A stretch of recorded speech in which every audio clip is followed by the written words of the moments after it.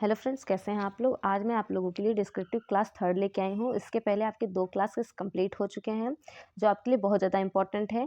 ये जो क्लासेस चल रहे हैं ये आपके केवीएस, एनवीएस और जो आपके ईएमआरएस है, एलटी ग्रेड, तीनों को ध्यान में रखते हुए बनाया गया है, क्योंकि अभी जो शुरुआती टॉपिक्स हैं वो आपके हिस्ट्री ऑफ इंग्लिश लिटरेचर से जितने भी क्वेश्चंस बन सकते हैं उससे मैं करा रही हूँ। और ये आपके लिए बहुत ज़्यादा इंपॉर्टेंट है। इसके पहले की भी क्लासेस इंपॉर्टेंट है, तो उसे आप लोग देख लीजिएगा और अपने नोटबुक में नोट डाउन कर लीजिएगा। इसके बाद मैं एलटी मेन इसके साथ-साथ मैं अपने एलटी जो मेंस की जो आपके सिलेबस की क्लासेस हैं वो भी मैं चलाऊँगी कि उससे आपको कैसे क्वेश्चंस पूछे जा सकते हैं। लेकिन ये क्लासेस सभी के लिए इक्वल है, सभी को देखना बहुत ज़्यादा इम्पोर्टेंट है, ठीक है? तो चलिए आज की क्लासेस को शुरू करते हैं। आपका पहला क्वेश्चन है, describe the impact of the renaissance on Elizabethan drama. तो इसमें पूछा है कि जो रेनेसा है उस इम्पैक्ट पूछा है यहाँ पे कि क्या प्रभाव पड़ा एलिज़ाबेथन ड्रामा पे, क्योंकि आप जानते हैं कि इसी टाइम पे ड्रामा अपने पीक पे था। तो यहाँ पे उसी के बारे में यहाँ पूछा गया है, ठीक है। तो हमें देखिए कैसे आंसर राइट करना है। यहाँ पे आपके 200 वर्ड्स तक के आपके यहाँ पे आंसर है जो सभी एग्जाम्स के लिए सफिशियंट माने जाते हैं। एक लॉन्ग आंसर, इसे आप शॉर्ट भी बना सकते हैं और इसे लॉन्ग भी रख सकते हैं। 2-4 लाइन और भी अपने से आप इसमें ऐड ऑन कर सकते हैं। तो देखिए यहाँ है the Renaissance on revival of learning. तो आपने पहले रेनेसेंस बताया, फिर उसके बाद आपने बताया कि ये क्या है, रिवाइवल ऑफ लर्निंग इसे माना जाता है। Was a cultural movement that emphasised humanism, secularism and classical scholarship. तो ये जो लाइन्स है ये बहुत ज़्यादा इंपॉर्टेंट है आपके लिए। ये सब आपको अगर कहीं भी रेनेसा से या एलिजाबेथन ड्रामा से क्वेश्चंस पुटअप होते हैं या फिर आपको गोल्डन एज से आ जाए तो ये सब आपको लाइन आपको ज़रूर ऐड ऑन उसमें करने हैं। फिर देखिए, in England it reached in zenith during the Elizabethan age. तो ये क्या है, बताया गया है कि इस इंग्लैंड में एलिजाबेथन एज के दौरान जो आपकी 1558 से 1603 तक चलती है, often called the golden age, जिसे हम गोल्डन एज भी कहते हैं ऑफ द इंग्लिश लिटरेचर। किसका गोल्डन एज? इंग्लिश लिटरेचर का, क्योंकि इसी टाइम पे इंग्लिश लिटरेचर अपने पीक पे चल रही थी। लोग ड्रामा लिख रहे थे, सोनेट लिखे जा रहे थे, ब्लैंक वर्स इसी टाइम पे आपका लिखा जाना शुरू हुआ था। तो इस टाइम बहुत सारी ऐसी चीज़ें हुई जिन्होंने इंग्लिश लिटरेचर को बहुत हाई पीक पे पहुंचा दिया। The period saw a dramatic explosion in theatre, और ड्रामा भी इसी टाइम लिखे जा रहे थे। Led by the university wits भी आपके इसी टाइम के थे, जिसमें scholars from Oxford and Cambridge like Christopher Marlowe who elevated drama through classical themes and use of blank verse. तो इसी टाइम आपके यूनिवर्सिटी वेट्स देखे जाते हैं। आप जानते हैं कि उसमें आपके 7 मेंबर होते हैं जो आपके ऑक्सफोर्ड और कैम्ब्रिज आपके जो कॉलेज थे वहाँ से पढ़े हुए थे, जो यूनिवर्सिटी थी वहाँ से पढ़े हुए थे, वो इसलिए इनको यूनिवर्सिटी वेट्स कहा जाता था। जिसमें आपके मेन थे क्रिस्टोफर मार्लो। उन्होंने ही ड्रामा में क्लासिकल थीम्स का यूज किया और ब्लैंक वर्स का यूज उन्होंने किया था। इसके बाद हम देखते हैं विलियम शेक्सपियर, जो इस टाइम पीरियड के बहुत ज़्यादा इंपॉर्टेंट आपके राइटर माने जाते हैं। William Shakespeare revolutionised this form by blending deep psychological complexity with intricate plots as seen is his dramatic like Hamlet and comedies like As You Like It।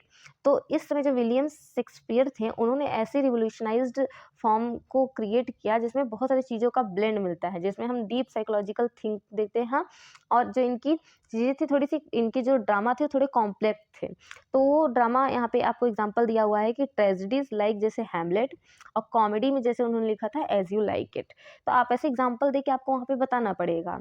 The era moved away from the simplistic morality plays of the middle age. लेकिन middle age आते आते तक आपकी जो चीज़ें थी थोड़ी सी सिंपल और मोरालिटीज प्लेस भी लिखे जाने लगी।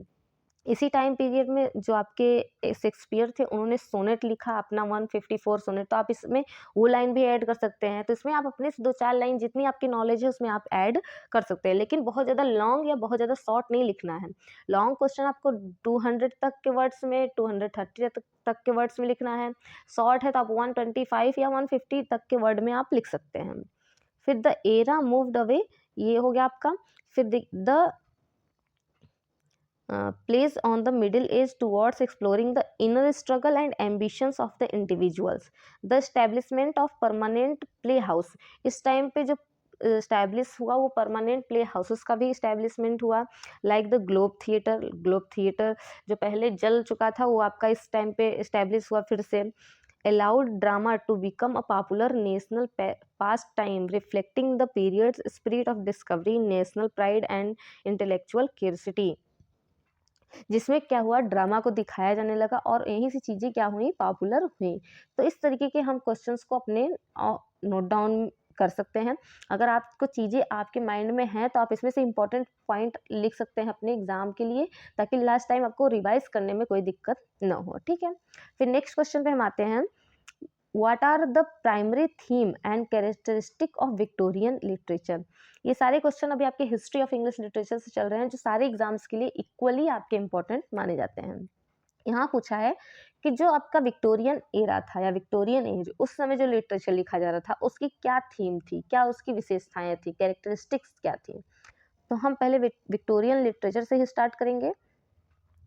विक्टोरियन लिटरेचर जो आपका 1837 से 1901 तक स्टार्ट था, यहाँ पे covering the long rain of queen Victoria.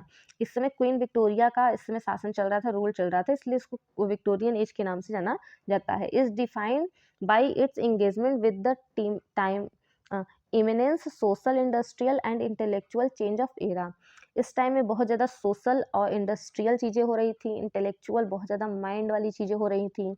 The dominant, लेकिन जो आपकी लिटरेरी थी वो मोरालिटी से कहीं कहीं जाके वो बहुत इंडस्ट्रियलाइजेशन में चेंज होती जा रही थी। Dominant literary form was the novel. और जैसे आपका एलिजाबेथन में ड्रामा था, तो आपका विक्टोरियन एज में जो था नॉवेल का बहुत ज़्यादा यहाँ पे देखने को मिलता है। मतलब इस टाइम के जो जितने भी राइटर थे उन्होंने नॉवेल ज़्यादा से ज़्यादा लिखा, which become a powerful tool for social commentary। Novelist like Charles Dickens, जैसे इस टाइम के जो आपके मेन है Charles Dickens, portrayed the squalor of urban poverty, the harsh realities of the industrialization and the inequalities of class, aiming to bring reform।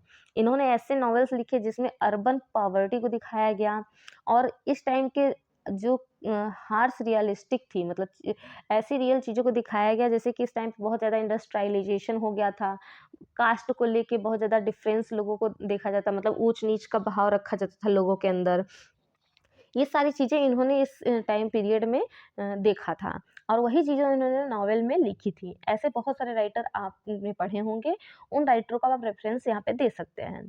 फिर another major theme was the conflict between traditional religion, faith and new scientific development. इस age में क्या था, जो हमारी पहले से traditional religion faith चली आ रही थी, जिस जो धर्म, जो संस्कृति, जो क्लासिकल चीज़ें हम मान रहे थे, उसके साथ साथ अब इस एरा में क्या है, इंडस्ट्रियलाइजेशन होने लगा, साइंटिफिक वैज्ञानिक चीज़ें डेवलपमेंट होने लगी, तो उसमें क्या होने लगा, एक कॉन्फ्लिक्ट क्रिएट हो गया, वाद विवाद क्रिएट होने लगा। Notably Darwin's theory of evolution, इसी टाइम पे जो डार्विन्स की थ्योरी थी इवोल्यूशन की, उसने और ज़्यादा यहाँ पे प्रभाव डाला, causing wide spread intellectual doubt. Victorian poetry exemplified by Tennyson and Browning. Tennyson और ब्राउनिंग ने भी विक्टोरियन पोएट्री को लिखा, often explored this sense of anxiety, melancholy and moral earnestness। The era also so casted high moral standards and family values, but later shifted towards aestheticism and art for art's sake। ठीक है, फिर धीरे धीरे क्या हुआ, last तक आते आते ये आपके एस्थेटिज्म और आर्ट फॉर आर्ट सेक में चेंज हो गया। ये क्या है, ये एक प्रकार का ऐसा वो है कि हम धीरे धीरे आके कलात्मक चीज़ों पे ज़्यादा जोर देने लगे, आर्ट वाली चीज़ों पे ज़्यादा जोर हम देने लगे। जैसे Oscar Wilde which challenged strict Victorian morality, it was a multifaceted period grappling with the tension between progress, faith, doubt and tradition। इस एरा में बहुत सारी चीज़ें चल रही थी, जैसे आपका धार्मिक चीज़ें थी, उन पे लोगों का विश्वास जो था वो धीरे धीरे कम होता जा रहा था, साइंटिफिक चीज़ों पे विश्वास बढ़ता जा रहा था, बहुत ज़्यादा भौतिकवादिता चीज़ें होती जा रही थी, धीरे धीरे लोग फिर कलात्मक चीज़ों पे आ जा रहे थे। तो बहुत सारी चीज़ों को कॉन्फ्लिक्ट इसमें देखने को हमें मिलता है। एक तरीके से टेंशन और कॉन्फ्लिक्ट ये जो वर्ड्स हैं इस एज के बहुत ज़्यादा इंपॉर्टेंट वर्ड्स माने जाते हैं। ठीक है, फिर नेक्स्ट क्वेश्चन पे हम आएंगे। एंड ये हमारा लास्ट क्वेश्चन है। हम ऐसे करके 3-3, 4-4 क्वेश्चंस को रोज सॉल्व करेंगे और ये अपने आप कॉपी में जरूर नोट डाउन करते जाइएगा। Discuss the significant of the Anglo Saxon old English period. ठीक है, अब आपने देखा विक्टोरियन से एक क्वेश्चन, एक एलिजाबेथन से। अब ये हम एंग्लो सेक्शन ओल्ड इंग्लिश के बारे में भी पूछ सकता है। इसके पहले मैंने आपको एक क्लास में बेओवुल्फ के बारे में बताया है कि उससे क्वेश्चन पूछा जाता है, जो मेन चीज़ें हैं, क्योंकि बेओवुल्फ भी ओल्ड इंग्लिश से रिलेटेड है, इसलिए उससे भी क्वेश्चन पूछ सकते हैं। और यहाँ पे एंग्लो सेक्शन या ओल्ड पीरियड की विशेषता पूछी है कि उसमें क्या क्या ऐसी चीज़ें थीं, तो हमें वो चीज़ जानना बहुत ज़्यादा ज़रूरी है। तो हम देखेंगे यहाँ पे कि द एंग्लो सेक्शन पीरियड जो 450 से 1062 एडी तक था, laid the foundation of English literature through oral traditions and heroic poetry. इस टाइम पे क्या था, ये फाउंडेशन थी, धीरे धीरे चीज़ों का हम पता लगा रहे थे। और इस टाइम पे हमें कोई प्रिंट की हुई या फिर ऐसे मतलब क्या कहते हैं लिटरेचर देखने को नहीं मिलती जो कहीं पे लिखी हुई है। इस समय क्या थी, ओरल चीज़ें थी, ओरल हमें ट्रेडिशन देखने को मिलते थे और हीरोइक पोइट्री हमें ज़्यादा देखने को मिली है। फिर है initially literature was presented by scops poets who sang about battles, gods and ancestral heroes. ऐसे पोएट्स जो देखने को मिलते हैं जो बैटल, जो युद्ध हुए हैं या जो भगवान के बारे में ज़्यादा हैं मानते हैं, या जो हीरो थे उनके बारे में बहुत सारी कहानियाँ कहते रहते थे, बताते रहते थे। उसी से हम धीरे धीरे इंग्लिश लिटरेचर के बारे में जानना शुरू करते हैं। The arrival of ST. Augustine in 597 AD introduced Christianity. तो क्या हुआ, जब इसकी शुरुआत हुई तो यहाँ पे हम 597 में देखते हैं कि हम क्रिश्चियनिटी को यहाँ पे इंट्रोड्यूस यहाँ पे दिखाया गया है, which led the first written record by learned monk. तो ये आपका पहला रिटन रिकॉर्ड माना जाता है। The most significant work is Beowulf. जैसा मैंने बताया अभी कि बेओवुल्फ जो है इस समय का सबसे ज़्यादा सिग्निफिकेंट वर्क माना जाता है। The oldest surviving EPIC in English. और ये क्या है, एक इपिक है और इसके पोएट का हमें कुछ पता नहीं है, लेकिन हम जो सुनते आ रहे हैं उससे हमें चीज़ें पता चलती हैं। विच reflects the heroic ideals of bravery and loyalty. इसमें हीरोइक थीम है कि इसमें जो आपका हीरो होता है वो युद्ध करता है और उसमें उसकी जीत होती है। अदर नोटेबल वर्क्स इंक्लूड जैसे द सेफरेर है and the Anglo Saxon Chronicles है, commission by King Alfred the Great to record national history. King जो थे एल्फ्रेड ने, उन्होंने भी चीज़ें लिखी थी और उनसे हमें बहुत सारी चीज़ों की जानकारी मिलती है। This era's poetry is characterised by alliteration. इस टाइम की जो पोएट्री थी उसमें एलिट्रेशंस ज़्यादा देखने को मिलता था, सिजरास ज़्यादा देखने को मिलता था। मिड लाइन पॉजेज, सिजरास का मतलब यहाँ पे दिया हुआ है कि क्या होता है, इसको हम जैसे बीच में जो हमारी पॉज आती है, जो हम रुकावट आते हैं उसे हम सिजरा बोलते हैं। And kennings metaphysical compound words lacking the rhyme common in later periods. Prose also emerged through King Alfred translation of Latin works. जो किंग एफ्रेड थे इस समय इन्होंने लैटिन वर्क का ट्रांसलेशन भी किया into vernacular, making knowledgeable accessible to the people, जो लोगों के लिए ज़रूरी है।